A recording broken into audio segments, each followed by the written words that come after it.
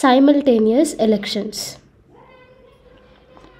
So 129th constitutional amendment bill 2024 లేదా one nation one election bill అని కూడా అంటారు. సో ఈ బిల్లుని లోక్సభలో ఇంట్రడ్యూస్ చేసినారు.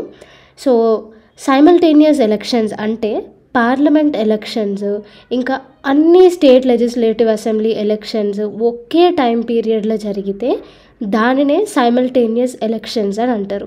అంటే ఒకటే టైం అంటే ఆల్మోస్ట్ ఒక 1 month 2 month గ్యాప్లో మొత్తం అయిపోవాలన్నమాట. సో ఒక్కటే టైం ఫ్రేమ్లో మొత్తం అన్ని ఎలక్షన్స్ కండక్ట్ చేయడమే సైమల్టేనియస్ ఎలక్షన్స్ అని అంటారు.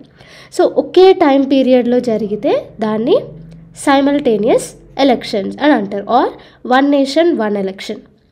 సో ఈ కాన్సెప్ట్ ఇప్పుడు వచ్చింది కాదు, ఎప్పటి నుంచో ఉంది. కానీ కొన్ని స్టేట్స్లో చీఫ్ మినిస్టర్స్ చనిపోవడం వల్ల ఆర్ స్టేట్ ఎమర్జెన్సీ విధించడం వల్ల ఇట్లాంటి వాటి వల్ల మళ్ళీ ఎలక్షన్స్ అనేవి డిస్కంటిన్యూడ్ టైం ఫ్రేమ్లో పెట్టినారనమాట. అట్లా ఒకటేసారి కాకుండా డిఫరెంట్ ఇయర్స్లో అట్లా ఓవరాల్ ఎప్పుడు పడితే అప్పుడు ఏదో ఒక స్టేట్లో ఎలక్షన్స్ అనేవి అవుతూనే ఉంటాయి.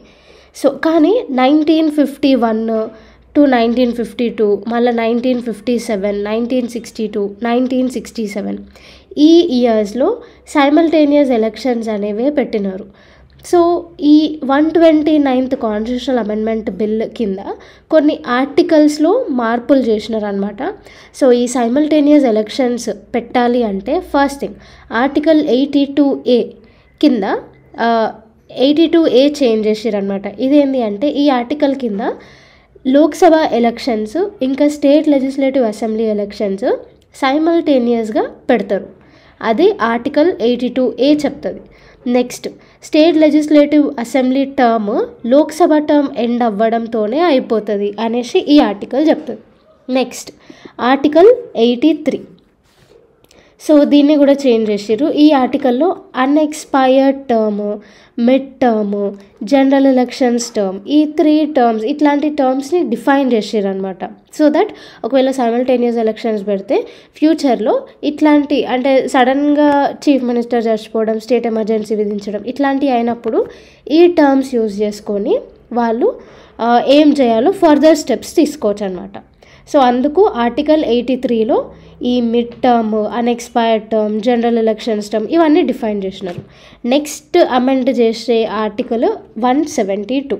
సో ఆర్టికల్ 172లో స్టేట్ లెజిస్లేటివ్ అసెంబ్లీస్కి ఫుల్ టర్మ్, అన్ఎక్స్పైర్డ్ టర్మ్ ఇట్లాంటివి డిఫైన్ చేసారు. ఓకే, ఇదేమో పార్లమెంట్కి, ఇదేమో స్టేట్ లెజిస్లేటివ్ అసెంబ్లీకి.